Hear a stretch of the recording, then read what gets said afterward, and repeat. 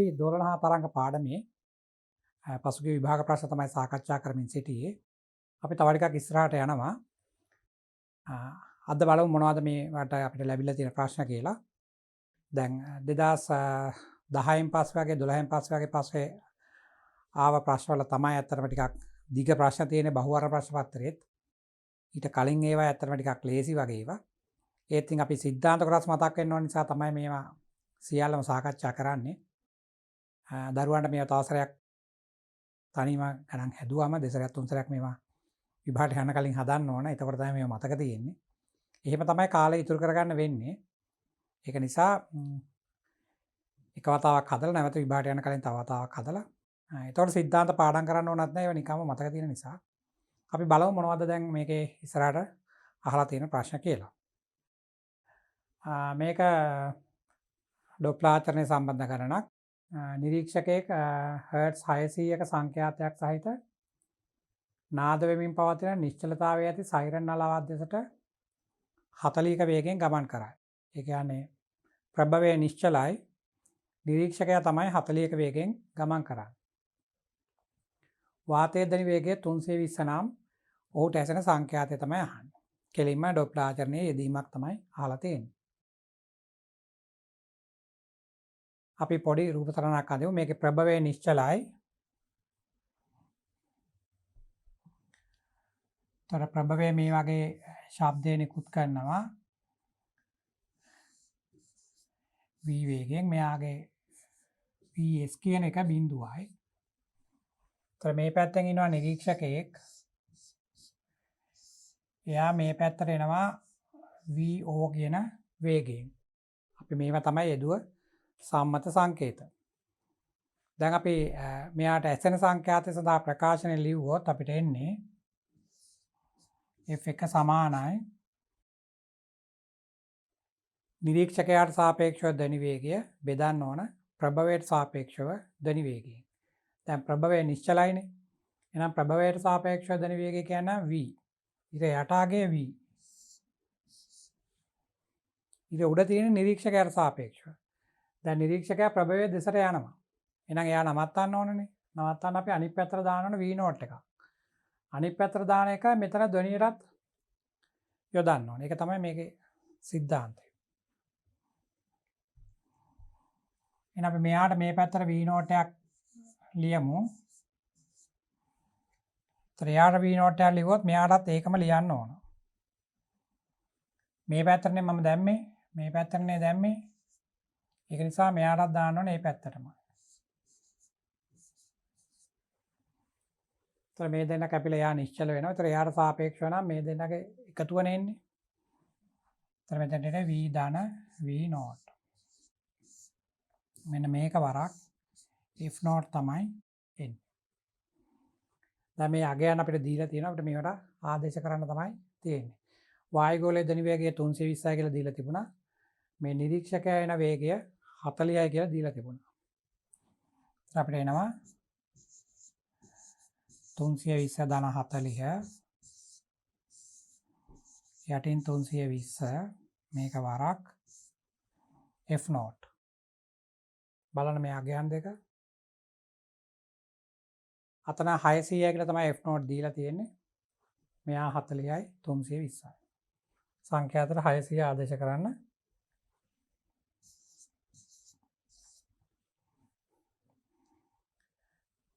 තරමට 320යි 40යි 360යි 360 මේ බිඳුව කැපිලා ගියාම එතන එනවා 36ක්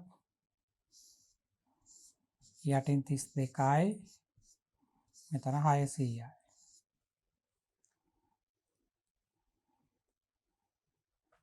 මේක ටිකක් අසුළු කරමු අපි. මෙතන 4 වරක් 8යි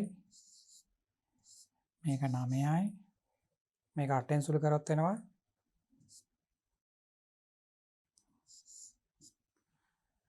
56යි 40ට වරක් 5යි. ඒතර 75 ඒවා 9ක්.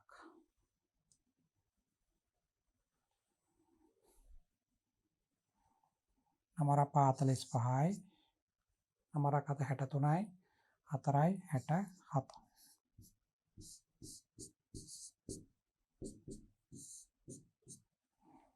600ක සංඛ්‍යාතයේ තියෙන ප්‍රභවයක් තමයි මෙතන තිබුණේ.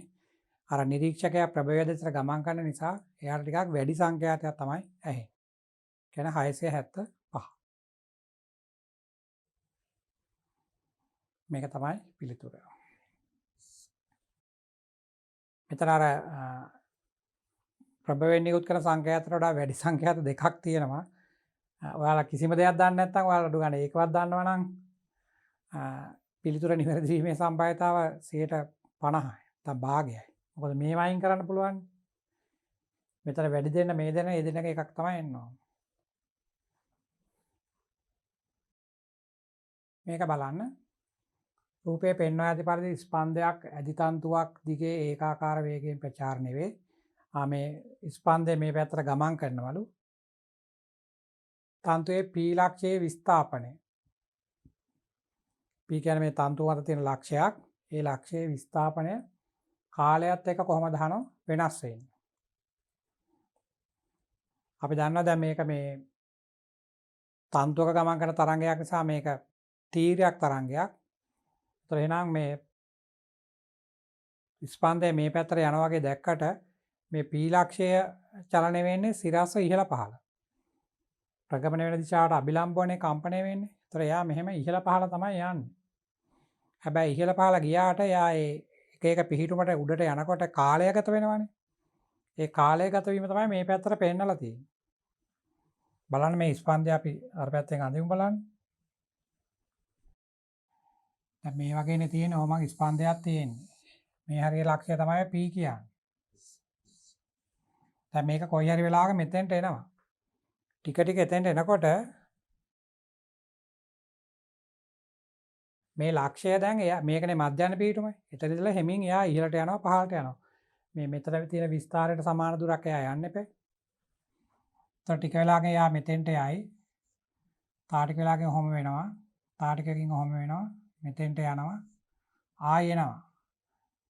එතන ඉහළට ගියා. නැවත පහළට එන්න ඕනනේ. ඔය වගේ තමයි ඔක තියෙන්නේ. නමුත් ඒක සිද්ධ වෙන වෙලාව ගත වෙනවනේ. ඒතර මෙතන ඉඳලා අතෙන්ට යනකොට කාලය ඩිංගක් යනවා. ඒක නිසා අපිට විස්ථාපනය ටික ටික උඩට වැඩි වෙනවා. වැඩි වෙන්නේ අපි දැන් තත්පරෙන් තත්පරය කියලා ටික ටික කාලය යනවා. එහෙනම් මුල් අවස්ථාවේ යා මේ හරිය හිටියා නම් කිසියම් අගයක් මධ්‍යන පිහිටුම පෙන්නුවා නම් මෙහෙන්. ඒතර මෙහෙම ඉඳලා ඊළඟට උඩට යන්නේ. යනකොට හැබැයි මේ පැත්තේ කාලය ගමන් කරලා තියෙනවා. ඒක නිසා ඒක මේ හරියෙන් පෙන්නන්න වෙන. තව ටිකකින් මේ හරිය පෙන්නන්න වෙන. ඔන්නෝම උඩටම ගිහිල්ලා ඊට පස්සේ ආයේ පහළට එන්නේ. පහළට ආවත් ඉතින් කාලය මෙහෙ යනවනේ. ඒක නිසා මේ පිහිටුම මේ වගේ තමයි තියෙනවා. ඒතර දල වශයෙන් ඔන්න වගේ එකක් තමයි විස්ථාපනයේ කාලයත් එක්ක පෙන්නන්න වෙන්නේ. මේ එයා යන පාර නෙවෙයි මේ තියෙන්නේ. මේ තියෙන්නේ උස. මෙහාට තියෙන උස. ඒතර මේ උස වැඩි වෙනවා. එයා වැඩි වෙලා නැවත අඩු වෙනවා. ඒක වෙනකොට කාලය මෙහාට යනවා. බලමු මේ වගේ උත්තරයක් ගන්න අපිට පේනවද කියලා අරකේ. එතන මේ ලක්ෂය ටික ටික උඩට යන්න ඕන. ගිහින් ආයෙ පහළට එන්න ඕන. ඒකට කාලය මෙහෙට යනවා. එතකොට ටිකකින් උඩට යන්නේ මේක වැරදිනේ. මේක කොහොමත් වැරදි. මෙයා පහළ ගිහින් තියෙන එයත් වැරදි.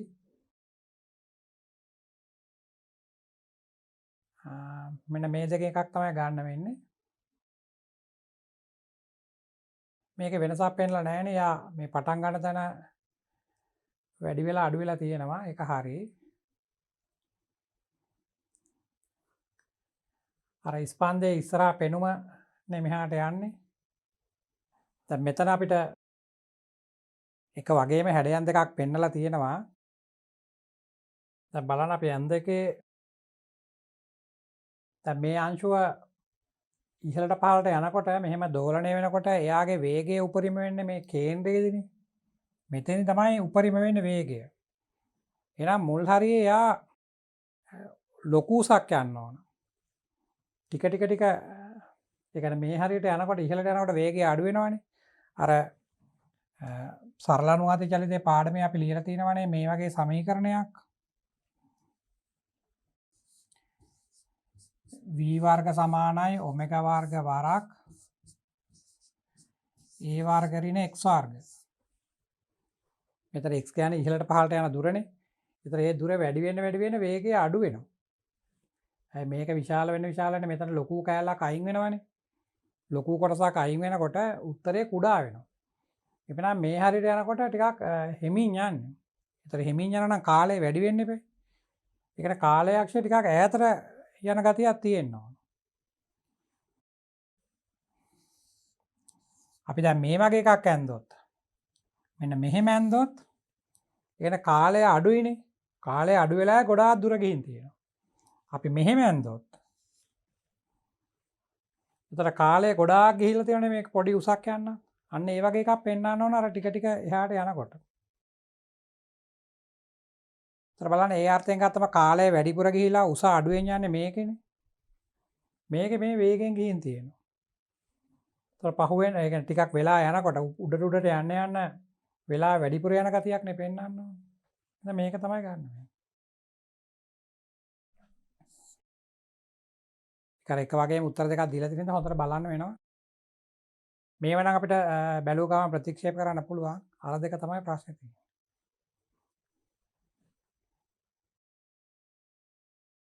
මේක බලන්න. ඒක නම් ලේසි ප්‍රශ්නයක්. ධ්වනි තරංගයක තීව්‍රතා මට්ටමේ ඒකකය. තීව්‍රතාව එකක්, තීව්‍රතා මට්ටම එකක්. තීව්‍රතාව නම් I කියලා ගත්තොත් එයා ඒකීය වර්ගඵලයක් කරහා තත්පරයක දින ශක්තියනේ. ඒතර තත්පරයේ දිගේ ශක්තිය නම් ජූල් තත්පරයට. ඒකක වර්ගඵලයක් නම් වර්ග මීටරයට. ඒතර වර්ග මීටරයට තත්පරයට ජූල් නැත්නම් මේකට අපි දාන්න පුළුවන් වොට් කියලා. ඒතර වොට් වර්ග මීටරයට. ඒ තීව්‍රතාව අපේ ගන්න තීව්‍රතා මට්ටම ඩෙසිබල්. මේක තමයි මේක සංඛ්‍යාතයනේ. මේක ක්ෂමතාව. මේක වර්ග මීටරයට ජූල් ඒකීය වර්ගඵලයක් කරා ශක්තිය වගේ එකක් නේ මේකෙන් කියවෙන්නේ. මේක තීව්‍රතාව මෙයා තමයි උත්තරේ. ඒව නම් දරුවන්ට කියවනකොටම උත්තරේ ලියා ගන්න පුළුවන් ඒවනේ. මේක බලන්න. වාතයේ ධ්වනි වේගය පිළිබඳව පහත සඳහන් ප්‍රකාශ සලකා බලන්න. ප්‍රකාශන වගේක් අපිට දීලා තියෙනවා. ඉතින් මේ ප්‍රකාශන වලට අදාළ අර ගණිතයෙන් අපිට ලැබුණු සමීකරණය බලන්න. එතකොට මේවා හරිද වැරදිද කියලා හොයාගන්න පුළුවන්. උෂ්ණත්වය නියතව පවත්වා ගත් විට පීඩනය වැඩි වෙනකොට වේගය වැඩි වෙයි. අපි දැන් ඒක දන්නනේ පීඩනය මේකට බලපාන්නේ නැහැ කියලා. පීඩනය වැඩි කරොත් ඝනත්වයත් වැඩි වෙනවා. ඒ නිසා උෂ්ණත්වය නියත නම් වේගය නියතයි. ඒතර මෙයා වැරදි. උෂ්ණත්වය සහ ආර්ද්‍රතාව වැඩි වෙන විට වේගය වැඩි වෙයි. ඒක හරිනේ. උෂ්ණත්වයේ අර ගැමා RT යට m නේ ඉන්නේ. ඒතර T වැඩි වුණාම වේගය වැඩි වෙනවා. ඒතර m කියන එකේ ඉන්නේ අණුක ස්කන්ධ ඉරයට ඉන්නේ. ආර්ද්‍රතාව කියන්නේ ඒතර ජල වාෂ්පනේ වැඩිපුර ඉන්නේ. ඒතර අණුක ස්කන්ධය අඩු වෙන නිසා සම්පූර්ණ උත්තරේ වැඩි වෙනවා. ඒතර එයා හරි. උෂ්ණත්වය නියත පවත්වා ගත්තට ඝනත්වය වැඩි වෙනවා කියලා කියන්නේ ඒකටත් බලපාන අර උඩ එකමනේ. මම කියවනේ ඝනත්වය පීඩනය බලපාන්නේ නැහැ කියලා. ඒතර ඒකත් වැරදි. එහෙනම් B පමණක් සත්‍ය කියන එක තමයි එන්නේ. ඒවා ලේසි නිකම්ම සමීකරණය මතක තියාගත්තම උත්තර හොයන්න පුළුවන්. මේකත් වගන්ති දීලා තියෙන්නේ. තීරයක් සහ අන්වායාම තරංග පිළිබඳ පහත ප්‍රකාශ බලන්න. තීරයක් තරංග කියලා කියන්නේ තරංගයේ ප්‍රගමන වෙන දිශාවට අභිලම්බ අංශු කම්පන වෙන ඒවා. අන්වායාම තරංග කියලා කියන්නේ ශක්තිය ප්‍රගමනය වෙන පැත්තටම නැත්නම් තරංගයේ ප්‍රගමනය වෙන පැත්තටම අංශු කම්පනය වෙනවා. අර ස්ලින්කි එක වගේ තමයි අන්වායාම තරංග. අර තීරයක් තරංග වල අපි මෙහෙම තරංග රටාව එකම විදිහට ඇඳට මෙතන අපි අංශු මේ අංශුවක් ගත්තොත් මේ හරිය තියෙන අංශුවක් ගත්තොත් ඒවා සිරස්ස ඉහළ පහළ තමයි යන්නේ. මේ අංශුවක කම්පණය බලුවොත් මෙහෙම ඉහළට යනවා පහළට යනවා. මෙහෙම. අර ස්ලින්කිය තමයි සම්පීඩන විරලන. තරංගයේ ප්‍රගමන වෙන දිශාවට සමාන්තරව තමයි අංශු කම්පණය වෙන්නේ. මේ අංශු කම්පණය වෙන්නේ මේ පැත්තට. තරංගයේ ප්‍රගමන වෙන්නේ මේ පැත්තට. මෙතන තරංගයේ ප්‍රගමනය වෙන්නේ මේ පැත්තට, අංශු කම්පන වෙන්නේ අනිත් පැත්තට. බලමු මොනවද අහලා තියෙන්නේ කියලා. තීරයක් තරංග පමණක් වර්තනයට භාජනය විය හැක. අපි එහෙම ඉගෙන ගත්තේ නෑ. තීරයක් තරංගයි අන්වායාම තරංගයි දෙකම වර්තනය වෙනවා. නිරෝධනය කියන්නේ අර සිදුරු වගේ වයින් යනකොට එන රටාව නැත්නම් අර නැමි තියෙන තැන්වල දාර වගේ වයින් හැරිලා යන ගතිය. ඒකත් දෙකටම තියෙනවා. දෙකටම නුගසුම් ඇති කරන්නත් පුළුවන්. ඒ කියන්නේ මේක වැරදිනේ. තීරයක් තරංග පමණක් වර්තනය වෙයි කියලා ඒක කියන්නේ. ඒතර එයා වැරදි. දෙවර්ගයේම තරංග නිරෝධනයට සහ වර්තනයට භාජනය විය හැක. ඒක හරි. දෙවර්ගයේම නුගසුම් ඇති කළ හැකියි. එහෙමනම් B හා C පමණක් සත්‍යයි කියන එක මේක තමයි උත්තරය. අර තීරයක් තරංගයි අන්වායාම තරංගයි ගත්තම අර ද්‍රවණය කියන එක තමයි එහෙම වෙනසක් තියෙන තරංග දෙකට. නමුත් ඔයාලා විෂය නිර්දේශ කොටසේ ද්‍රවණය කියන එක සාකච්ඡා කරන්නේ නැහැ. ඒ නිසා ඉතින් මේවා තමයි අහන්නේ.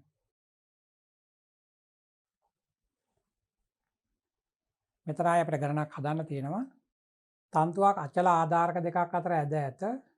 කියන ආතතියකට යටත් කරලා තියෙන්නේ. තන්තුවට හර්ට්ස් 300 සහ 400 ඉදී අනුයාත අනුනාද සංඛ්‍යාත දෙකක් ඇති බව. අනුයාත කියන්නේ එක ළඟ තියනවා කියන එක. එක ළඟ කිව්වට එකෙන් කියවෙන්නේ නැහැ මූලිකය සහ මූලිකයයි පළමු උපරිතාණය එහෙම කියවෙන්නේ නැහැ. එක ළඟ තමයි. නමුත් මූලිකයක් ගැන ගණනය කියලා නැහැ. සංඛ්‍යාත දෙකක් ඇති බව නිරීක්ෂණය කරන ලදී. තන්තුවේ අඩුම අනුනාද සංඛ්‍යාතය අහන්න. ඉතින් එක ළඟ තියෙන්නේ 300යි 400 නම් මේවා 100 ගුණාකාර තමයි ඇවිල්ලා තියෙන්නේ. එහෙම හිතලත් කියන්න පුළුවන්. ඉතින් අපි කොහොමවත් ගණන හදලා බලමු. අචල ආධාරක දෙකක් අතර තියෙනවා නම්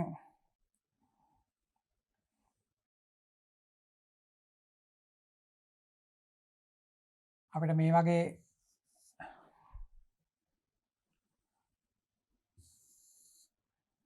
මෙන්න මේ වගේ තමයි තියෙන්නේ. මේකේ සමහරට මේ වගේ පුඩුවක් වෙන්න පුළුවන් නැත්නම් පුඩු දෙකක් වෙන්න පුළුවන්. දෙකක් තුනක් එකක් ඒ වගේ තමයි තියෙන්න ඇත්තේ. අපිට හරියට කියලා නැහැ. එහෙනම් අපි දන්නවා මේක අර සාධාරණ සමීකරණය අපිට එන්නේ පුඩු ගණනත් එක්කනේ එන්නේ. මූලිකයට ආවේ 1/2 2l වරක් v. ඊට පස්සේ 2/2 2l අර ඒ වගේනේ ආවේ. දැන් මූලිකයන් දොත් මෙහෙමනේ තියෙන්නේ. මෙහෙමනේ තියෙන්නේ. මෙතන මේ දිග L නම් මෙතන තියෙනවා ලැම්ඩා බෙදීම 2ක්. එතකොට ලැම්ඩා සමානයි 2l. ඊට පස්සේ f ලියුවාම f සමානයි v යට ලැම්ඩා. v ට ඕන නම් t යට එම් දාන්නත් පුළුවන්. එතකොට ලැම්ඩා කියන්නේ 2l. එතකොට එන්නේ 1/2l කියලා එන්නේ. අරකට එන්නේ 2/2l. ඒ කියන්නේ මේ ඉස්සරහට එන්නේ පොඩු ගණනනේ. එහෙනම් අපි සාධාරණ වශයෙන් මෙහෙම ලියමු. අපි fn කියලා ලියමු. n යට 2l වරක් v කියලා. ඒතර අනුයාත නම් ඊළඟ එක්කෙනානේ. ඒක අපි ලියමු n ධන 1 කියලා ඊළඟ එක්කෙනා. මෙන්න මේ වගේ ලියමු. එක ළඟ ඉන්නවා කියලා කියන්නේ. ඒතර දැන් මේ ගණන කියන්නේ මොකද්ද? බලන්න. අචල ආධාර දෙකක් අතර තියෙනවා. තන්තුර 300යි 400යි කියලා දීලා තියෙනවා. සංඛ්‍යාත දෙක. එහෙනම් අර දෙක ආදේශ කරමු අතෙන්ට. එහෙනම් මේක 300යි මේක 400යි. එහෙනම් අපිට එනවා. දැන් මේක මම පළවෙනි සමීකරණය ලියන්නම්.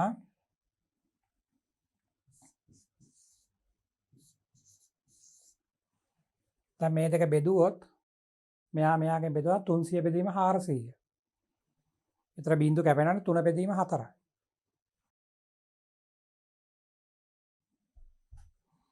එවනම් මට ලියන්න පුළුවන් මේ වගේ. එක බෙදීම දෙකෙන් මට එනවා මම අගයන් ආදේශ කරන්නේ නැහැ 300 බෙදීම 400 තියෙන. ඒතර 3 බෙදීම 4යි. ඒතර 3 බෙදීම 4 සමානයි. මේ පැත්තේ n යට 2l මෙතනත් යටින් 2l ඉන්නත් ඒක කැපෙනවා. v ත් කැපෙනවා. එහෙනම් n බෙදීම n ධන 1යි.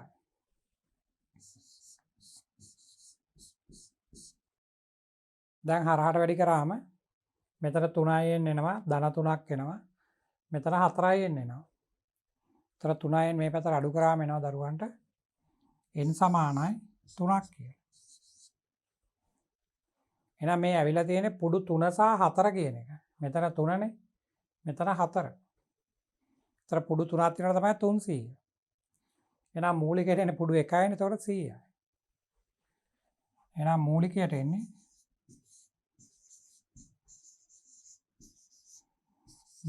n සමාන 1ට.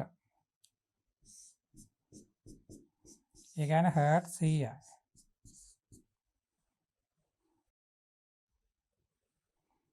ඒ විදිහට තමයි ගන්න වෙන්නේ. හදලා ගන්න ඕනේ නැත්නම් ඉතින් අර වගේ හිතලත් කියන්න පුළුවන් 300යි 400යි ඇවිල්ලා නම් මේක 100 ගුණාකාරනේ ඇවිල්ලා තියෙන්නේ.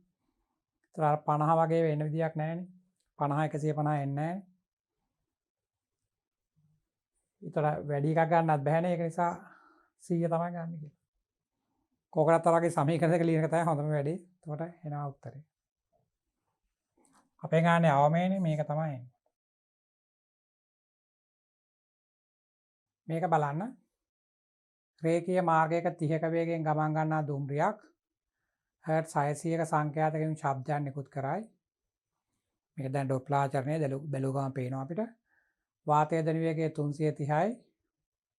අපෙන් අහන්නේ මාර්ගය දිගේ ඉදිරියට ප්‍රචාරණය වෙන ශබ්දයේ තරංග ආයාමය තමයි අපෙන් අහන්නේ.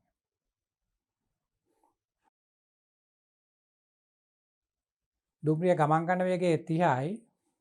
එයා නිකුත් කරන ස්වරයේ සංඛ්‍යාතය 600යි. වාතයේ ධන වේගය 330යි. ඒතර මේ වගේ තියෙන්නේ දැන් දුම්රිය මෙහාට එනවා 30ක වේගයෙන්. ඒතකොට මෙහා නලාව පිම්බම එකෙන් ශබ්දය එනවා මේ පැත්තට. ඒක 330යි. ඒක 330යි. අතන සංඛ්‍යාතය 600යි. අපේ සංඛ්‍යාතය අහලා නැහැ තරංග ආයාමය තමයි අහලා තියෙන්නේ. ලැම්ඩා අහන්න. අපි නිකන් මෙහෙම හිතමු දැන්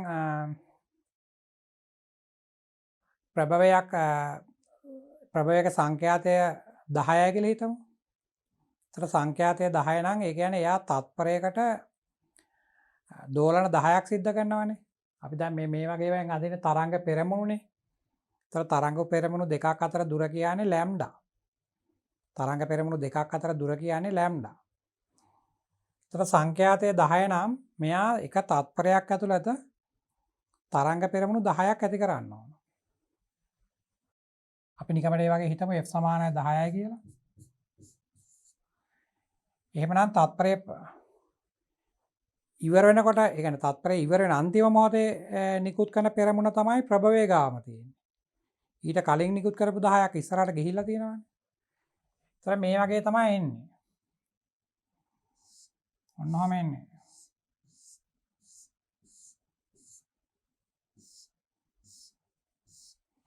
ඔන්න වගේ තියෙන්නේ. මෙයා තමයි තත්පරය ඉවර වෙනකොට නිකුත් කරපු මේ තත්පරය ඉවර කරනකොට. මෙතන තමයි පටන් ගන්නකොට. මෙතනින් තමයි නිකුත් කරේ. ඒතකොට ශබ්දය නිකුත් කරාට පස්සේ ශබ්දය මෙහාට ඉදිරියට ගමන් කරනවානේ. මම මේ තරංග පෙරමුණු තමයි ඇඳලා තියෙන්නේ. සංඛ්‍යාතය 10 නම් ඔය වගේ 10ක් එනවා. දැන් මේ ගණනේ කියන්නේ ප්‍රභවය. ඒතකොට දැන් මේ තත්පරයේදී යන දුර නෙමෙයි තියෙන්නේ. මේ තියෙන තත්පරයේදී යන දුර. ඒ කියන්නේ වේගයට. ඒතර මෙන්න මේ දුර වේගය. කියන්නේ මේ ගානේ හැටියට නම් 330යි. මේක ධනිය ගමන් කරන්නේ 330ක වේගයෙන් කියලා කියන්නේ. ඒතර දැන් අර චලනය වෙන ගත්තාම වෙන්නේ මොකද්ද? ප්‍රභවයත් ඉස්සරහට එනවනේ 30ක්. ඒතර තත්පරයේ ඉවර වෙනකොට ශබ්දය නිකුත් කරන්න පටන් ගත්තේ මෙතනින් නම් ඒතර ඒ තරංග පෙරමුණ එනවා මෙතෙන්ට. ඒ එන අතරේ ප්‍රභවය අතනින් නෑනේ ප්‍රභවය ඉස්සරහට එනවා. එහෙමනම් පළවෙනි තරංග පෙරමුණ මෙතෙන්ට එනකොට දැන් ප්‍රභවයේ චලනය වෙනවා නම් දැන් අන්තිම තරංග පෙරමුණ මෙතන නෙමෙයි තියෙන්නේ. ඇයි? ඒක තියෙන්නේ ප්‍රභවයේ ගාවනේ. දැන් ප්‍රභවය ටිකක් ඉස්සරහට ඇවිල්ලා. කලින් මෙතන ප්‍රභවයේ හිටියේ. කලින් ප්‍රභවයේ මෙතන හිටියේ. ඒතර ප්‍රභවයේ ළඟමයි අන්තිම තරංග පෙරමුණ. දැන් ප්‍රභවයේ ටිකක් ඉස්සරහට ඇවිල්ලා මේ හරියට. ඒතර මෙන්න මේ දුර තමයි ප්‍රභවයේ ගමන් කරන වේගය කියන්නේ vs. තත්පර ඉවර වෙනකොටනේ. මෙතනදී දැන් තත්පර ඉවර වෙන්නේ. මෙතන තමයි තත්පරේ අර පටන් ගත්තම පෙරමුණ තමයි මේ ඇවිල්ලා තියෙන්නේ. තත්පරේ ආරම්භ කරනකොටම නිකුත් කරපු පෙරමුණ තමයි දැන් මෙතෙන්ට ඇවිල්ලා තියෙන්නේ. දැන් මේ අතරේ එන්න එපේ කොහොම හරි. සංඛ්‍යාතය 10 නම් පෙරමුණු 10ක් එන්න එපේ. එහෙම නැත්නම් පෙරමුණු 10 ළඟ ළඟ තමයි පිහිටන්නේ. මේ වගේ.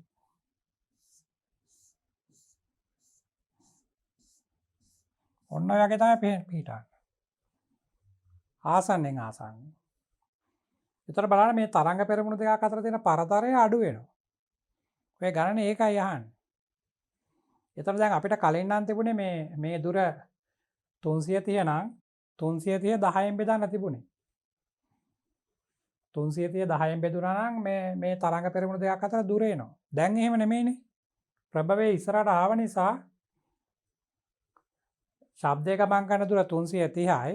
ඒතර ප්‍රභවයත් ආවනේ 30ක් ඉස්සරහට.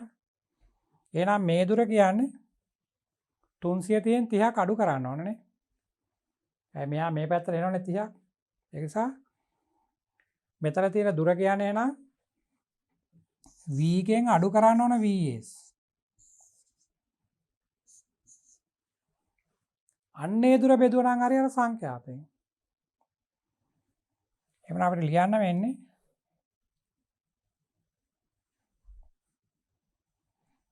නව තරංග ආයාමය. නව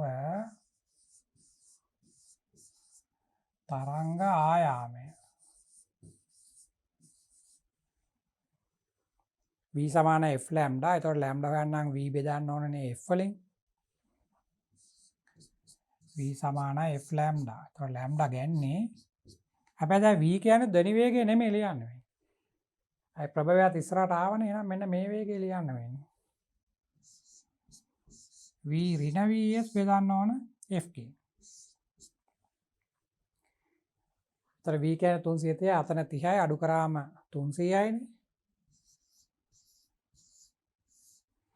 මේක බෙදන්න ඕන සංඛ්‍යාතෙන්. සංඛ්‍යාත 300 කියලා දීලා තිබුණේ. නෑ 600 කියලා තියෙන්නේ. එහෙනම් අපිට මේක බෙදන්න 600.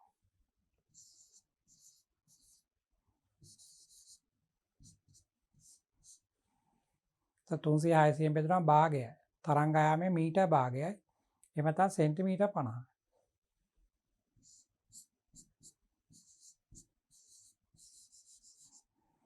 ඒක අපි කියනවා ප්‍රභවයක් ඉදිරියට එනකොට මේ තරංග පෙරමුණු අතර තියෙන පරතරය අඩු වෙනවා කියලා. අපි අර ඩොප්ලාචරණයේ සිද්ධාන්ත සාකච්ඡා කරන වෙලාවේ අර වෘත්තාකාර තරංග පෙරමුණු ඇඳලා ප්‍රභවයේ නිරීක්ෂකයා දෙසට එනවා නම් තරංග පෙරමුණු අතර පරතරය අඩු වෙනවා. ප්‍රභවයේ නිරීක්ෂකයෙන් ඉවතට යනවා නම් පෙරමුණු අතර පරතරය වැඩි වෙනවා කියලා සාකච්ඡා කරේ. අන්න ඒකට මේ තියෙන්නේ. මෙන්න මේ වගේ එකක් තමයි ගන්න තියෙන්නේ. දැන් බලන්න උත්තරේ දෙනවද කියලා. උත්තර මේක තමයි උත්තරේ.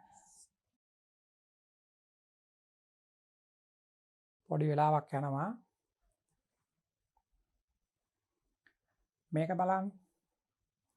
මෙතන මේ කප්පියක් සම්බන්ධ කරලා තියෙන්නේ. ඒකට සම්බන්ධ කරලා තන්තුවකට ඒ තන්තුවේ කෙලවරට සරසුලක් සම්බන්ධ කරලා තියෙනවා.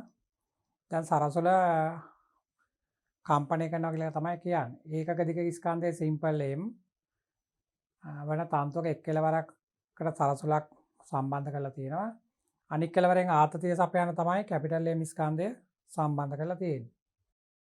රූපය පෙන්වා ඇති ආකාරයට සම්බන්ධ කර ඇත. සරසුල කම්පණය කළ විට රූපය දැක්වෙන ආකාරයට ස්ථාර තරංගයක් සාදමින් තන්තුව කම්පණය වේ. සරසුලේ සංඛ්‍යාතය තමයි අපෙන් අහන්නේ. මේ විදිහට අපිට එකවරම ලියන්න පුළුවන්. මෙතන පොඩු ගානක් අපිට පේන්න තියෙනවානේ. ඒතර 1 2 3 4යි. අර n යට 2l t යට m නේ සමීකරණේ. මේකනේ සමීකරණේ. සංඛ්‍යාතයේ සාධාරණ එකක් ලිව්වොත් පුඩු ගාන තමයි මෙතෙන්ට එන්නේ. මෙන්න මේකේ වර්ගමූලය එන්නේ. ඉතින් ගානේ පේන තියෙනවා අරක පුඩු 4ක් නේ තිබුණේ. එහෙමනම් එන්ට දාන්න පුළුවන් 4ක්. ඒතර 4 යට 2l t කියන්නේ මේකේ ආතතිය. ආතතිය ලැබෙන්නේ අර එල්ලලා තියෙන බාරයේ බරනේ එන්නේ. ඒතර ඒක කැපිටල් mg යටින් සිම්පල් m.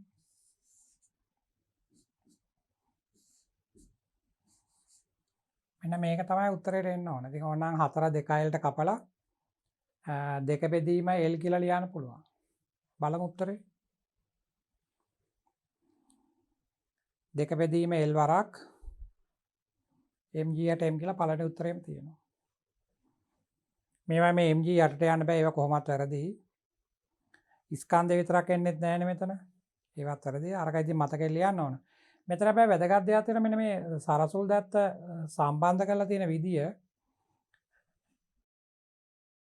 සමහර විට ඔකේ සරසුල් දැත්ත අනිත් පැත්තට තියෙන්න පුළුවන් මේ වගේ. එහෙම නොත් ඒක ටිකක් වැදගත්. දැන් ඔතන අපිට ඇඳලා තියෙන්නේ මේ වගේ සරසුල් දැත්ත. දැන් තන්තුව මෙහෙම තියෙන්නේ. සරසුල මේ වගේ තියෙන්නේ. සරසුල් දැත්ත තියෙන්නේ මේ වගේ. දැන් සරසුලේ දැත්ත ඉහළ පහළට යන්නේ මෙහෙම. ඒතර එයා මේ පැත්තට ඉහළ පහළ යනකොට එක එයා එක්තරා පිටුමක මෙන්න මේ වගේ මෙතෙන්ට එයි. තව පිටුමක මෙතෙන්ට යයි. ඒ කියන්නේ මෙහෙම ඉහළට පහළට තමයි යන්නේ. ඒතර සරසුලේ දැත්ත ඉහළ පහළ යනවා නම් නූලත් ඒ විදිහටම ඉහළ පහළ යනවා. දැත්ත ඉහළට යනකොට තන්තුව ඉහළට යනවා. දැත්ත පහළට තන්තුව පල්ලෙහාට එනවා. මේ වගේ.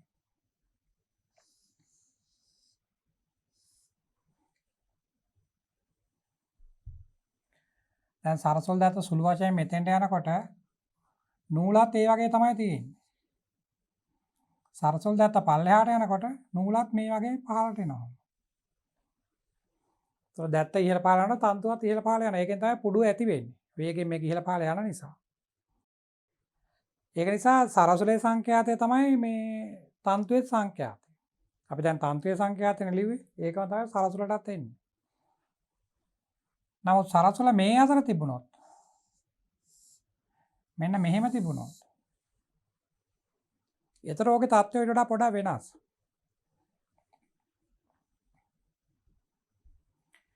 දැන් මේ වගේ සම්බන්ධ කරලා තිබිලා මේ සරසුල් දැත්ත මේ වගේ මෙතෙන්ට ගියොත් මේ තන්තුව ටිකක් බුරුල් වෙනවා මේ වගේ. ඒ කියන්නේ අර පුඩුවේ පහළ කොටස හැදෙනවා. තන්තුව බුරුල් වෙනවා කියලා කියන ආතතිය නැති වෙනව නෙමෙයි. ආතතිය තියෙනවා. සුළු වශයෙන් පොඩක් ආතතිය අඩු වෙනවා. අඩු වීම නිසා අර තන්තුව නිකන් පහළ පැත්තට පුඩුවක් වගේ කොටසක් හැදෙනවා. ඊට පස්සේ මේ සරසුල් දැත්ත මැද පීඨුමට ගියාම තන්තුව නැවත තිරස් වෙනවා. ඊට පස්සේ සරසුලේ දැත්ත අනිත් පැත්තට ගියොත් මේ වගේ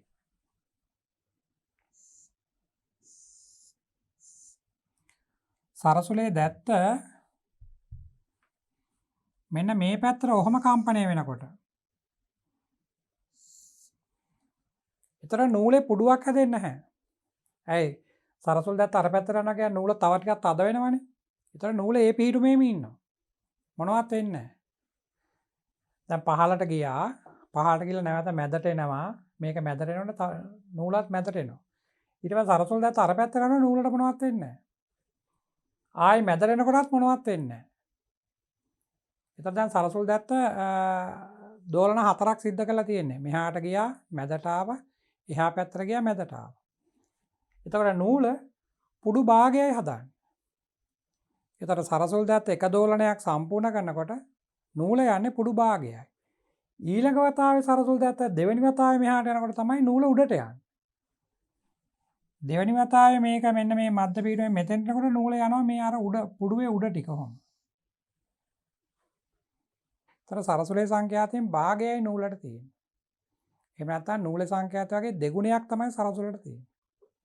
අන්න ඒකත් පොඩ්ඩක් මතක් කරගන්න. මේක නම් ඒක අහලා නැහැ. නමුත් ඒ වගේ දෙයක් අහන්නත් පුළුවන්.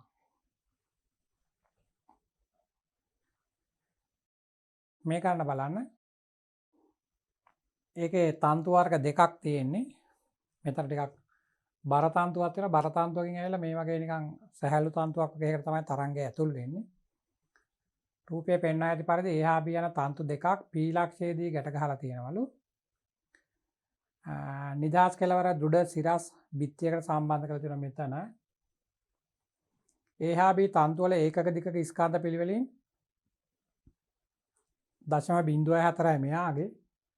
අරයා 0.01යි. ඒ කියන්නේ එයා සැහැල්ලු තන්තුවක් මෙයා. පළමුව නිව්ටන් එකක ආතතියක් ඇති වෙනසේ සංයුක්ත තන්තුව අතින් නැද. ඉන්පසු ඒහි නිදහස් කෙළවරේ ස්පන්දයක් ඇති කරන ලදී. මේ නූල අදින්න එපා ආතතියකට ලක් කරේ නැත්නම් ස්පන්දයක් ගමන් කරන්නේ නැහැ. ඒකයි කියන්නේ මුලින් අදිනවා කියලා නිව්ටන් එකක ආතතියක් දීලා තියෙනවා. ඊට පස්සේ මේක ස්පන්දයක් ඇති කරනවා කියලා තමයි කියන්නේ. එතකොට ස්පන්දයේ පීලක්ෂය කරා ළඟා වූ පසු තමයි අපෙන් අහන්නේ මොකද්ද වෙන්නේ කියලා. මෙතෙන්ට ආවට පස්සේ. ඒතර දැන් ස්පන්දේ එන්නේ බර තන්තුවෙන්. ඒතර බර තන්තුවෙන් ඇවිල්ලා සැහැල්ලු තන්තුවටනේ ඇතුල් වෙන්නේ. මෙතන. මෙහෙන් එන්නේ බර තන්තුවෙන් එන්නේ. ඒතර බර තන්තුවෙන් ඇවිල්ලා සැහැල්ලු තන්තුවක එක තමයි මායිම තියෙන්නේ. ඒතර බර තන්තුවට සැහැල්ලු තන්තුව හමු වෙන තැනදී බර තන්තුව හිතන්නේ එයාට ලැබෙන්නේ අර මෘදු පරාවර්තනයක් වෙන්න පුළුවන් තැනක් කියලා. මෙයාට හිතෙන්නේ මෙතන මෘදු පරාවර්තනයක් වෙන්න පුළුවන් තැනක් කියලා. මම අර මේකේ සිද්ධාන්ත කොටස් ඉගෙනුවෙලා දරුවන්ට මේකේ වීඩියෝ පටයක් පෙන්නුවා. බර තන්තුවකින් ඇවිල්ලා කොහොමද මෘදු පැත්තට ඇතුල් වෙන්නේ කියලා. ඒකේ අනිත් පැත්තත් පෙන්නුවා. සැහැල්ලු තන්තුවෙන් ඇවිල්ලා කොහොමද බර එකට ඇතුල් වෙන්නේ කියලා. දැන් මෙයා බර එකකින් එන නිසා මෙතනින් මෘදු එකකට ඇතුල් වෙනකොට මෙයාට තේරෙන්නේ මේක නිකන් මෘදු පරාවර්තනයක් කියලා. ඒක නිසා මේ ස්පන්දේ පැත්ත මාරු වෙන්නේ නැහැ. අර කලාකෝණ 180කින් මාරු වෙන්නේ නැහැ. ඔය කලාවෙම අනිත් පැත්තට යනවා. ශක්තිය නම් ටිකක් අඩු වෙනවා. ඒ ශක්තියෙන් ටිකක් මෙහාට දෙනවනේ. ටිකක් අඩු වෙලා හැබැයි මේ ස්පන්දේ මේ පැත්තටමයි යන්නේ. එතකොට අපිට කියනවා ඒහි නිදහස් කෙළවරේ ස්පන්දයක් ඇති කරලාදී ස්පන්දයේ පීලක්ෂය කරා ළඟා වූ පසු. එතකොට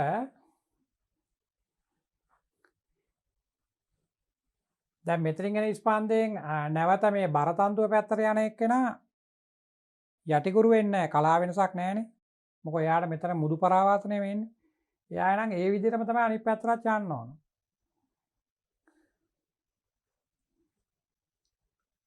ගණන කියන්නේ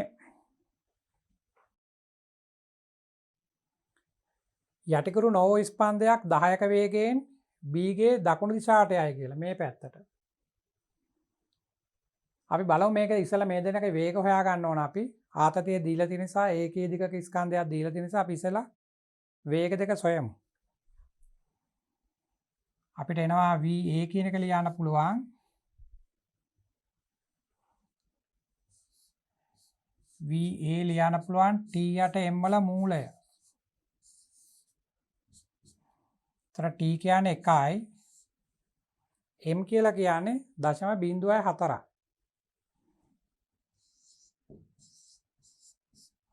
මේකේ මූලය. තර මෙයාගේ වර්ගමූලය අයින් කරොත් උඩට 100ක් එනවා යටට 4යි. 100 මූලය 10යි. 4 මූලය 2යි. තර 5යි.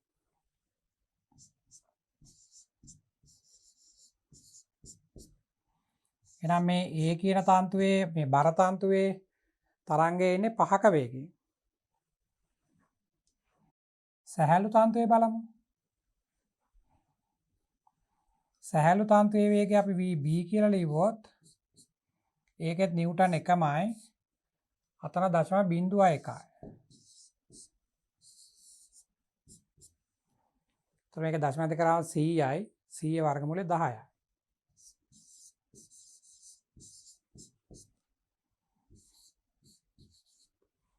මේවා තමයි වේග. එවනම් මේකෙන් එන්නේ 5ක වේගයෙන් ඇවිල්ලා P වලදී මේකට හමු වුණාම මේ පැත්තට යනත් එක්කන යන්න ඕන B ගේ දකුණු පැත්තට යන එක්කන 10ක වේගයෙන් යන්න ඕන. මේ පැත්තට යන එක. අර පැත්තට පරාවර්තනලා යනවා නම් එයා යනවා 5ක වේගයෙන්. අපි බලමු උත්තර.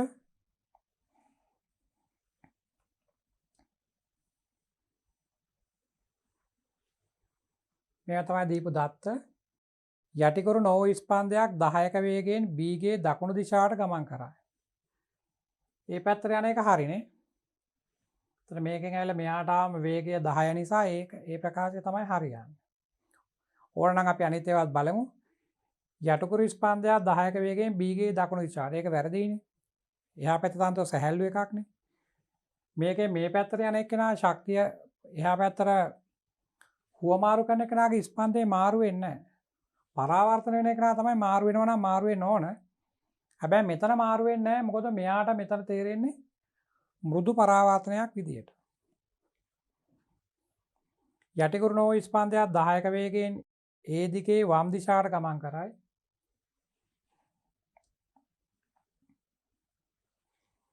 ඒ දිගේ වම් දිශාවට යනවා කියන එක හරි. ඒක යටිකුරු වෙන්නේ නැති එකත් හරි. නමුත් වේගය වැරදිනේ. 10 නෙමෙයිනේ වේගය 5ක් වෙන්න බෑ. කිසිදු ස්පන්දයක් ගමන් නොකරනවා කියන එකත් වැරදිනේ. එහෙනම් පළවෙනි උත්තරය තමයි එන්නේ. මේක තමයි එන්නේ.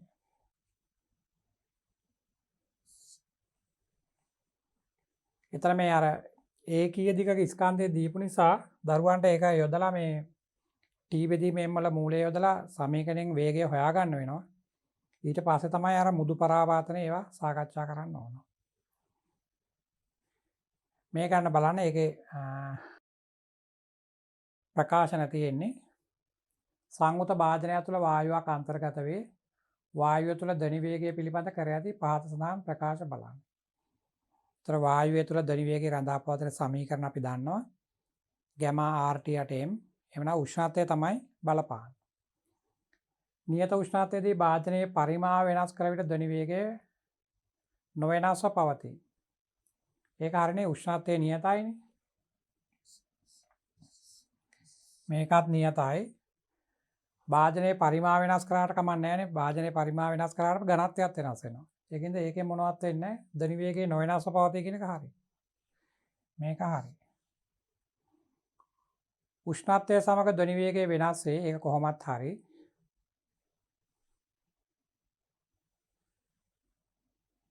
මේකත් හරි.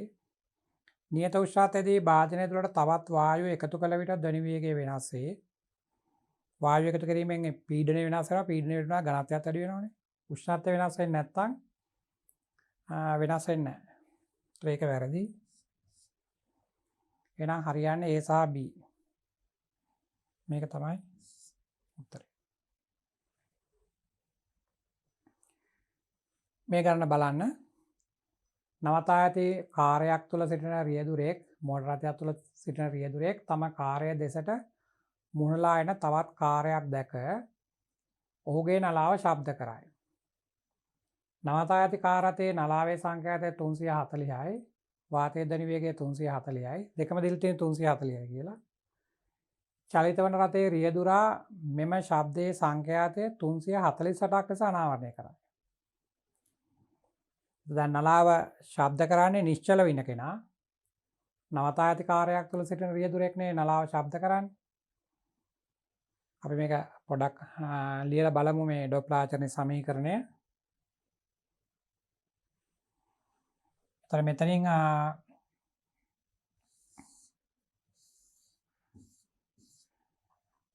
මෙයා එනවා මේ පැත්තට. මේ පැත්තේ ඇත්තටම මෝටර රථය නිශ්චලව තියෙන්නේ. එයා VS බිඳුවයි. නවතලා තියෙන මෝටර රථයේ කෙනානේ නලාව ශබ්ද කරන්නේ. එහෙනම් මේ පැත්තට දැන් හඬ යනවා. හඬ මේ පැත්තට යනවා V වේගයෙන්. අර පැත්තෙන් එනවා තව මෝටර රථයක්. එයා තමයි මේ ශබ්දය ශ්‍රවණය කරන්නේ. වායුගෝලයේ ධනි වේගයක් 340ලු. සංඛ්‍යාතයක් 340යි. මෙයාත් 340යි. එහෙනම් අපි ඩොප්ලර් යාට ලැබෙන සංඛ්‍යාතය ලියමු. සමීකරණේ ඉර උඩ ඉන්නේ මෙයා තමයි නිරීක්ෂකයා. දැන් එයානේ ශබ්දය අහන්නේ. එයා තමයි නිරීක්ෂකයා. ඒතර නිරීක්ෂකයාට සාපේක්ෂව ධ්වනි වේගය. නිරීක්ෂකයාට සාපේක්ෂව ධ්වනි වේගය. ඒතර අපි මෙයා නවත්තන්න ඕන. එයා නවත්තන්න නම් අපි මේ V0 සමාන V0 එක මේ පැත්තට යොදන්න ඕන. ඒතර ඒක මේ ධ්වනියටත් යොදන්න ඕන මේ පැත්තට. අරයාට යෙදුව පැත්තටමයි මෙයාටත් යොදන්න ඕන. ඒතර මේ දෙන එකතු වෙනවනේ. එහෙනම් නිරීක්ෂකයාට සාපේක්ෂව ධ්වනි වේගය එන්නේ V0 ධන 340. යටින් තියෙන්නේ ප්‍රභවයට සාපේක්ෂව. දැන් ප්‍රභවය කියන්නේ අර නවත්තලා තියෙන මෝටර රථය. ඒතර එයාට සාපේක්ෂව ධ්වනි වේගය 340යි.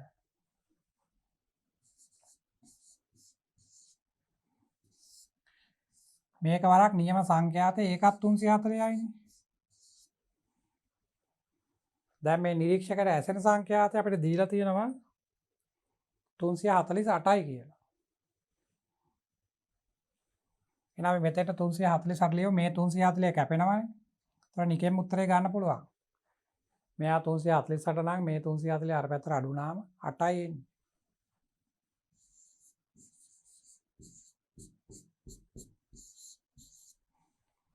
එහෙනම් අරයා ගමන් කරන වේගය තත්පර මීටර් 8යි. මේක තමයි උත්තරේ. ඒවා ලේසි ගණන්. මේ ගණන බලන්න. මීටර් 0.5ක් දිග වයලින් තන්තුවක් හර්ට්ස් 440 මූලික සංඛ්‍යාතයකට සුසර කර තිබේ කියලා තියෙන්නේ. ඒ කියන්නේ වයලින් තන්තුව නිසා දෙකලවරම ගැට ගහලා තියෙන්නේ. ඒතර නිෂ්පන්ද දෙකක් මූලික නිසා එක පුඩුවයි තියෙන්නේ. මෙම තන්තුවෙන් හර්ට්ස් 550ක මූලික සංඛ්‍යාතයක් ලබා ගැනීමට ධ්වනි පෙට්ටි කෙළවරේ සිට කොපමණ දුරකින් ඇඟිල්ල තියන්න ඕනද කියලා අහන්නේ. ඒත් අපි දන්නවා වයලිනේ තන්තු වල එක එක කම්බි වල විස්කම්බ වෙනස් නිසා ඒ වයින් සංඛ්‍යාත වෙනස් කරන්න පුළුවන්. ඒ වගේම ආතතිය වෙනස් කරන්න පුළුවන්. ඒ දෙක කරන්න ඕන වයලිනේ වාදනය කරන්න කලින්. ඒතර වාදනය කරන අතරතුර සංඛ්‍යාතය වෙනස් සංඛ්‍යාතයක් ගන්න උනා තමයි එයා සංගීත ශිල්පියෝ ඒගොල්ලෝ අර අතේ ඇඟිල්ල එහාට මෙහාට කරලා තියලා තද කරන්නේ. ඒතර ඒ ඇඟිල්ල තියෙන තැන නිෂ්පන්දයක් වෙන හැමතිස්සෙම. ඒක නිසා මුලින් 440 තිබුණ එකෙන් දැන් එයාට 550ක් තමයි ගන්න ඕන කියලා කියන්නේ. ඒතර මූලිකේ නිසා අපි දන්නවා මෙතන පුඩු එකයිනේ. එහෙනම් අපිට ලියන්න පුළුවන්. දැන් මෙතන අඳිමු තරංගයේ රටාව. එතකොට අපිට එන්නේ මේ වගේ එකක් නේ. මූලිකය නම් එක පුඩුවක් තමයි එන්නේ ඔන්න ඔය වගේ එකක් තියෙන්නේ. දැන් මුල් අවස්ථාවේ ඇඟිල්ල තියලා නෙවෙයි නිකන් ටියුන් කරලා තියෙන්නේ. ඒ වෙලාවේ 440 කියලා තමයි කියන්නේ.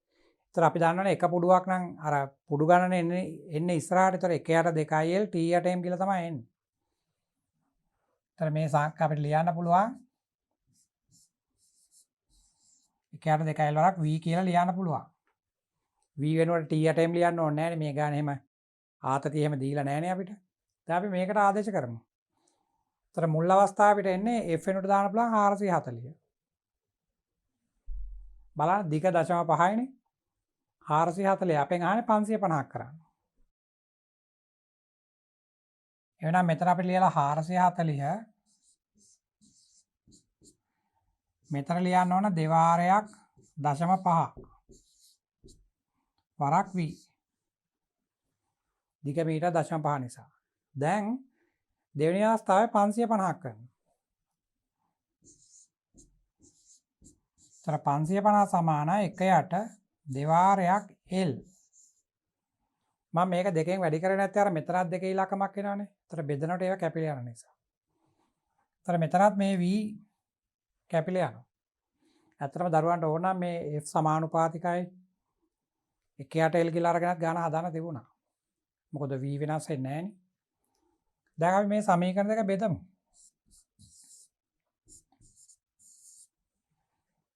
දැන් අපි මෙතන V වෙනුවට T යට M වල මූලය ආදේශ කරේ නැහැ. ඒක මේක ගණනේ දීලා නැති නිසා ඒවා බෙදනට කොහොමත් කැපෙන නිසා. අපිට දෙවෙනි සමීකරණය පළවෙනි සමීකරණයෙන් බෙදන්න පුළුවන්. නැත්නම් පළවෙනි එක දෙවෙනි එකෙන් බෙදමු. එතකොට මේ L එක උඩට යනවනේ. එතකොට පළවෙනි සමීකරණය අපි දෙවෙනි සමීකරණයෙන් බෙදුවොත් 440ට 550නේ බිඳුව කැපෙනවා 11න් කපාන්න පුළුවන් 4ට 5. මේක සමානයි. එතන මෙතන 1ට 2යි 1ට කැපිලා යනවා L එක උඩට යනවා. එතන එන්නේ L බෙදීම 0.5.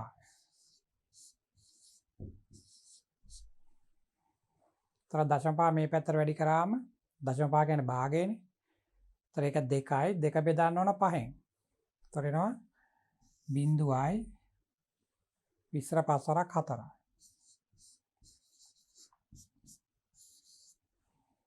එහෙනම් දැන් අපිට ඕන අලුතෙන් අවශ්‍ය වෙන්නේ දිග 0.4යි. එහෙනම් අර පෙට්ටියේ කෙලවරේ ඉඳලා අපි දිග 0.4ක් වෙන්නේ ඒ කියන්නේ 0.1ක් මෙහෙන් අපි ඇඟිල්ල තියනවා.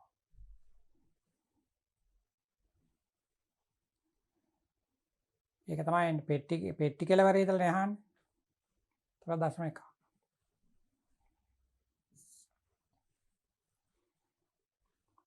මූලික සිද්ධාන්තය තමයි එතන යොදාගත්තේ. මේ ගන්න බලන්න තන්තුවක් දිගේ එකිනෙක දෙසට ගමන් කරන සරසම ස්පන්ද දෙකක්. සමාන ස්පන්ද දෙකක් එකිනෙකාගේ දෙසට තමයි එන්නේ. ස්පන්ද දෙක සම්පූර්ණයෙන් අතිච්ඡාදනය වන අවස්ථාව. ඒ කියන්නේ හරියටම එක මත එක වැටෙන අවස්ථාව. සහ අතිච්ඡාදනයේ සිදුවීමෙන් මද වේලාවකට පසු. එතකොට අපි අර පරාවර්තනය කියන තැනදී ඉගෙන ගත්තා තරංගයක ස්පන්ද දෙකක් දෙපැත්තෙන් ආවොත් ඒගොල්ලෝ අර එකතු වෙන තැන තමයි නිර්මාණකාරී නිරෝධනයේදී අර විස්තරي උපරිම වෙන්නේ. ඊට පස්සේ දෙන්න දෙපැත්තට මාරු වෙලා යනවා. දෙන්න දෙපැත්තට ස්පන්දේ ගමන් කරන අපි දැකලා තියෙනවා වීඩියෝ පට එකක් බැලුවානේ. එහෙමනම් ඊට පස්සේ මේ රූප තරංග කොහොමවත් වැරදි. මේ වගේ පැත්ත මාරු වෙන්නේත් නැහැ. ඒවත් වැරදි.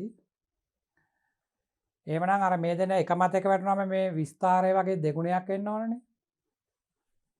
නිර්මාණකාරී නිරෝධනයේ මෙන්න මේ තියෙන වගේ දෙගුණයක් එන්න ඕන. ඒතර එහෙම හරියන රූපයක් මේක තමයි තියෙන්නේ. මේකේ විස්තරය දෙගුණ වෙලා නැහැනේ. මේකේ අනිත් පැත්ත හැදලා තියෙන එකක් ඒකත් වැරදි. එහෙනම් මේක තමයි උත්තරේට එන්නේ. ඒවා ලේසි ගණන්. මේක බලන්න. සංඛ්‍යාතයේ කිලෝහර්ට්ස් එකක හඬක් නිකුත් කරන නිශ්චලතාවයේ ඇති ධ්වනි ප්‍රභවයක් දෙසට 20ක වේගයෙන් මෝටර රථයක් ගමන් කරයි. ඒ කියන්නේ ප්‍රභවය නිශ්චලතාවයේ තියෙන්නේ 20ක වේගයෙන් එනවලු මෝටර රථයක්. මෝටර රථයෙන් පරාවර්තනය වී නැවත ප්‍රභවයට පැමිණෙන තරංගය මුල් තරංගයේ සමග නුගසුම් ඇති කිරීමට භාවිතා කරනු ලැබේ. නුගසුම් වල සංඛ්‍යාතයේ ආසන්න මග යහන්. බලන්න කියන්නේ මොකද්ද කියලා? සංඛ්‍යාතයේ කිලෝහර්ට්ස් එකක් වන හඬක් නිකුත් කරන නිශ්චලතාවයේ ඇති ධ්වනි ප්‍රභවයක්. ඒතර මෙතන ප්‍රභවයක් නිශ්චලතාවයේ තියෙනවා. එයා ශබ්දය නිකුත් කරනවා කිලෝහර්ට්ස් එකක. F0 කියන්නේ 1 කිලෝහර්ට්ස්. ඒතර ධ්වනිය මෙහාට ගමන් කරනවා. මේ ප්‍රභවයේ වේගය 0යි. දැන් නිරීක්ෂකයෙක් මේ පැත්තට ගමන් කරනවා 20ක වේගයෙන්.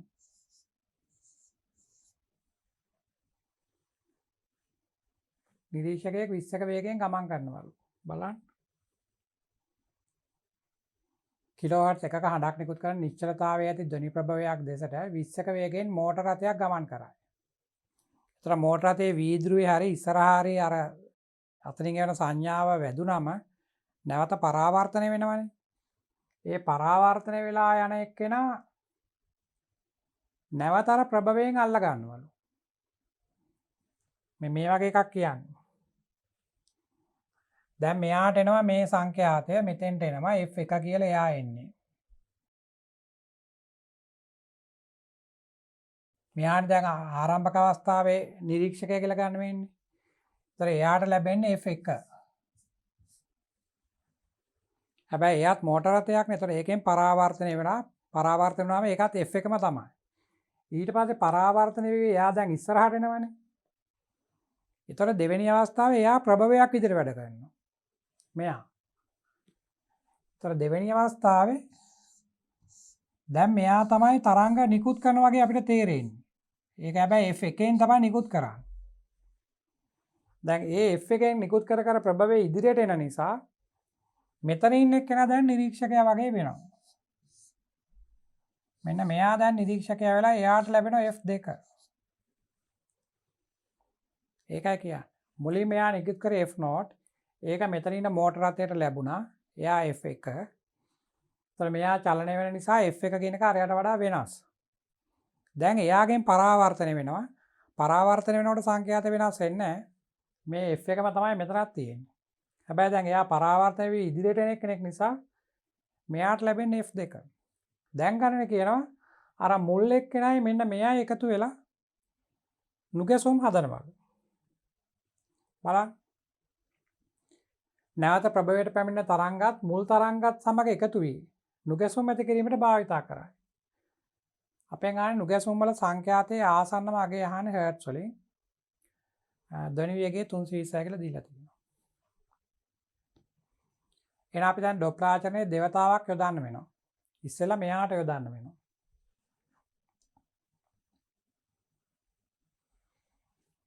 එතකොට එයාට අපි ලිව්වොත් එන්නේ F1 සමානයි අපි ලියන්නේ නිරීක්ෂකයාට සාපේක්ෂව ධ්වනි වේගයේ බෙදීම ප්‍රභවයට සාපේක්ෂව ධ්වනි වේගය. මේකේ ප්‍රභවයට සාපේක්ෂව ධ්වනි වේගය නම් වීම තමයි. ඒක ගන්න දීලා තියෙනවා 320 කියලා අපි ඒක අන්තිමට ආදේශ කරමු. මේක වීමයි නිරීක්ෂකයාට සාපේක්ෂව. දැන් නිරීක්ෂකයා කියන්නේ මේ මෝටර රථයෙන් ඉදිරියට එමින් ඉන්න. ඒතර එයාට සාපේක්ෂ කරන්නේ එයා නවත්තන්න ඕන. නවත්තන අනිත් පැත්තට 20ක් දාන්න ඕන. ඒතර ඒක අරයටත් දාන්න වෙනවා. එහෙනම් v ධන අරයට දැම්මම v ධන v 20 කියලා එන්නේ. v ධන 20. මම v ට ආදේශ කරේ නැහැ තාම. මෙන්න මේක වරක් F0. F0 කියන්නේ කිලෝහර්ට්ස් එකයි කියලා ගණනේ දීලා තියෙනවා. මෙන්න මේක තමයි මේ පළවෙනි මෝටර රථයට ලැබුණු සංඛ්‍යාතය. දැන් ඒක පරාවර්තනය වෙනවා. පරාවර්තන වුණාම ඒක තාම F1ම තමයි. දැන් ඒක අරයාට ලැබෙනවා. දැන් F2 කියන්නේ දැන් නිරීක්ෂකයා අරයා. ඒතකොට නිරීක්ෂකයාට සාපේක්ෂව ධ්වනි වේගය කියන්නේ සාමාන්‍ය ධ්වනි වේගයම තමයි. දැන් මෙයා නිශ්චලයිනේ. එහෙනම් ඒක v. දැන් ප්‍රභවයට සාපේක්ෂව. දැන් ප්‍රභවය කියන්නේ මෙයා. එයා 20ක වේගයෙන්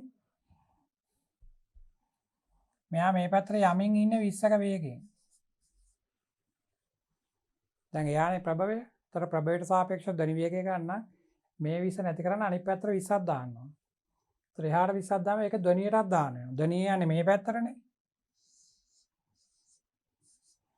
ධ්වනිය මෙහාට යන්නේ. ඒතර මේක නැති කරන්න මේ පැත්තට 20ක් දැම්මොත් ඒක මෙහාටත් දාන්න වෙනවා. ඒතර එතන අඩු වෙනවා. ඒතර v ඍණ 20යි. මේක වරක් F1යි. දැන් F0 නෙමෙයි මෙතන දාන්නේ F1. මොකද මෙයා නිකුත් කරන්නේ F1නේ. දැන් එහෙනම් මේ F1 වලට දරුවාට මේක ආදේශ කරන්න පුළුවන්. දැන් අපෙන් අහන්නේ නුගැසුම්. නුගැසුම් ඇති කරනවා කියන අර පරාවර්තනලා ගිහලා අරයට ලැබෙන එක්කෙනා මුලින් එක්කෙනා. එහෙනම් අපි ලියන්න පුළුවන් නුගැසුම් සංඛ්‍යාතය. නුගැසුම් සංඛ්‍යාතය. F සමානයි මෙතන බලන්න මෙතන මේ ඉර යටින් අඩු කිරීමන්නේ තියෙන්නේ. ඉර යටින් අඩු වුණාම උත්තරේ වැඩි වෙනවා. ඒ නිසා මේ F2 තමයි වැඩි. එහෙනම් F2ෙන් අඩු කරන්න ඕන F0.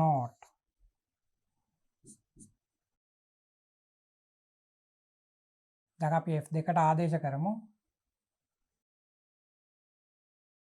F2 කියන්නේ මෙන්න මේක. එතකොට v බෙදීම v ඍණ 20 ඒක වැඩි කරන්න නැවත F1. F1 කියන්නේ මෙයා. එතකොට මේක නැවත එනවා v ධන 20 බෙදීම v වරක් F naught කියලා. එතන මේ vට මේ v කැපෙනවා. මේ vට මේ v කැපුණම v ධන 20ට v ඍණ 20 එන්නේ. v ධන 20 යටින් v ඍණ 20 වරක් F naught. F naught කියන්නේ කිලෝහර්ට්ස් 1යි. v කියලා කියන්නේ වායු ගෝලයේ ධ්වනි වේගය. ඒක 320යි. එහෙනම් අපිට මෙතෙන්ට ආදේශ කරාම දරුවන්ට ලේසි. මෙතන 320යි 20යි 340යි. මෙතන 320න් 20ක් අඩු වෙනවනේ. ඒතකොට 300. කිලෝහර්ට්ස් 1 නිසා අපි ඒක 1000යි කියලා ලියමු. එතන මේන් බිංදු දෙකක් මේකට කපන්න පුළුවන්. මේක 3ෙන් බෙදුනොත් එනවා අපිට 3 වරක් 1යි 4ටත් 1යි 10ටත් 3යි 0.3යි මේක වැඩි කිරීම 10නේ එන්නේ. එතන අපිට ලියන්න පුළුවන් මෙතන එනවා F සමානයි 1133යි. මම මෙතන සුළු කරලා තියෙන්නේ මේ F2 විතරයි සුළු කරලා තියෙන්නේ. මෙතන තා F naught එකක් අඩු කරන්න තියෙනවා. ඒක නිසා මම ඒකත් මෙතන ලියන්නම්. ඒ කියන්නේ මේ අගයෙන් තමයි අඩු වෙන්න ඕනේ F naught.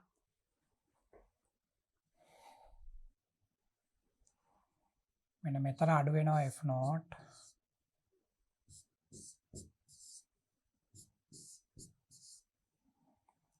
එතකොට මෙතන අඩු වුණාම අපිට එන්නේ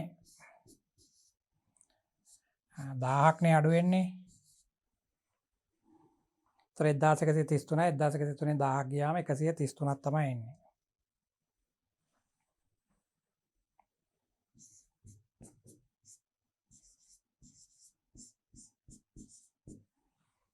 ලුකසොම් කියලා කියන්නේ F2න් F naught අඩු කරන්න ඕන. මම මෙතන සුළු කරලා තියෙන්නේ F2 විතරයි. ඒ නිසා මේ F naught එක නැවත අඩු කරන්න ඕන. ඒතර මේක තමයි ලුකසොම් සංඛ්‍යාත. ඒතර මෙයා තමයි උත්තරය.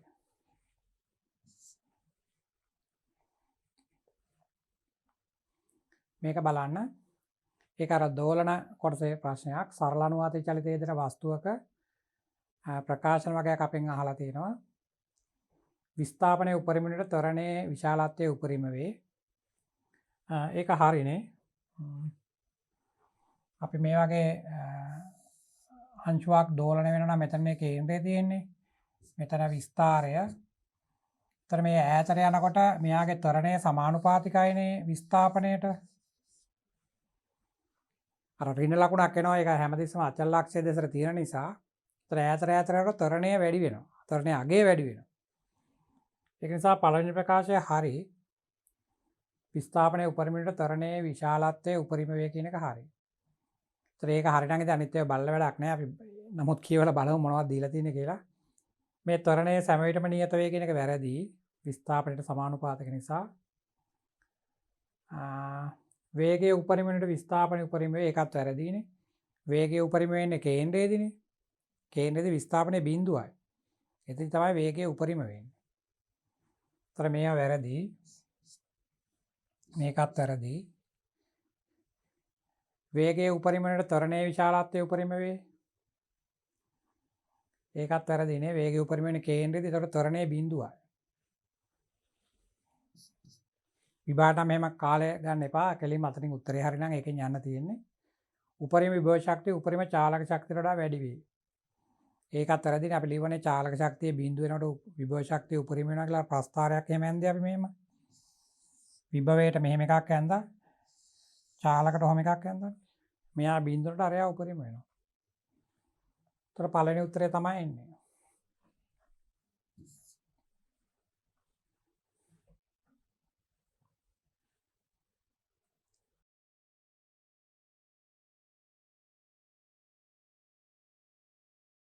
එතකොට අපි දැන් ඔන්න මේ පාඩමේ දෝලන තරංග පාඩමේ ගොඩාක් බහුවර්ණ සාකච්ඡා කරා. මට දැන් අවුරුදු 10ක් විතර අපි ඒවා බැලුවා. එතකොට අපිට විෂය නිර්දේශයේ 12 තරම් කොට තියෙන ඔක්කොම වගේ ප්‍රශ්න අපිට ලැබුණා. දැන් මේක සිද්ධාන්ත ඔක්කොම දරුවන්ට මතක ඇති. ඒතකොට ඊළඟ ප්‍රශ්න ටික සාකච්ඡා කරනකොට මීට වඩා ඉක්මනට ඒක කරන්න පුළුවන් අපිට. අපි අමාරු ප්‍රශ්නයක් ආවොත් විතරක් ඒක ගැන දීර්ඝව සාකච්ඡා කරනවා. නැත්නම් අපි උත්තරේ හොයාගෙන ඉක්මනින් කරගෙන යනවා. අපි ඊළඟ කොටසේ බලමු මොනවද අපිට ලැබෙන ප්‍රශ්න කියලා.